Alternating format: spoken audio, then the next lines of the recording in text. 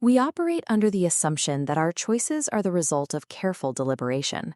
We believe that when faced with a crossroads, we weigh the evidence and choose the most logical path forward. But the biological reality is simpler.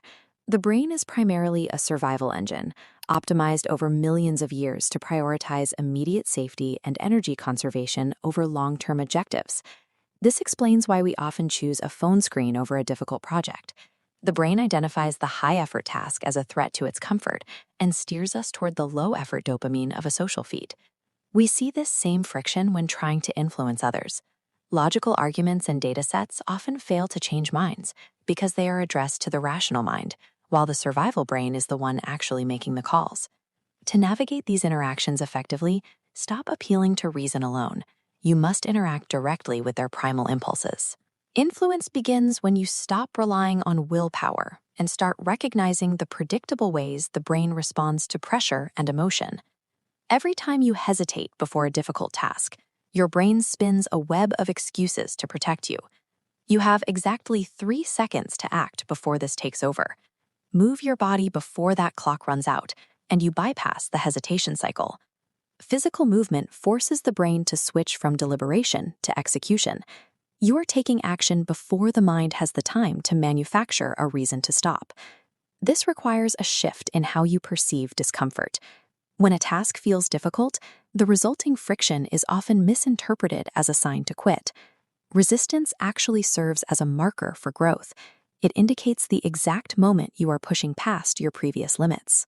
Creating small daily moments of intentional discomfort, like a cold shower or an early start, trains the brain to accept friction as a standard part of the day rather than a reason to retreat. By shortening the gap between an impulse and the physical action, you remove the brain's ability to talk you out of your own progress.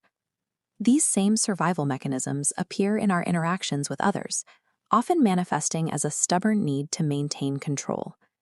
When you give someone a direct order, their instinct is often to push back.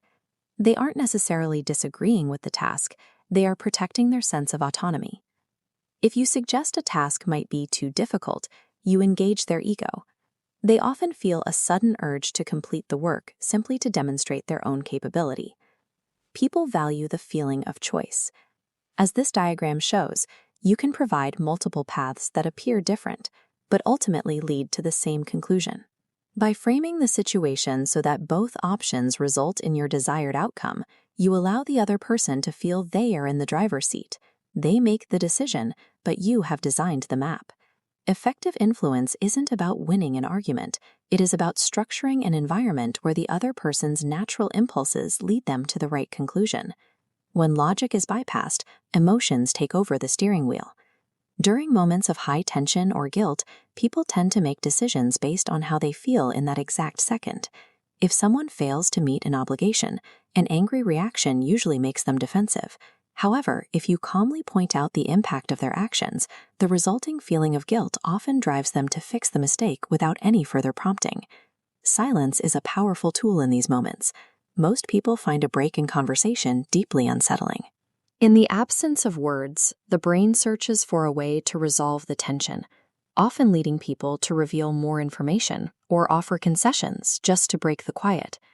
By maintaining your composure and letting the silence linger, you allow the other person's own internal pressure to direct the outcome of the conversation.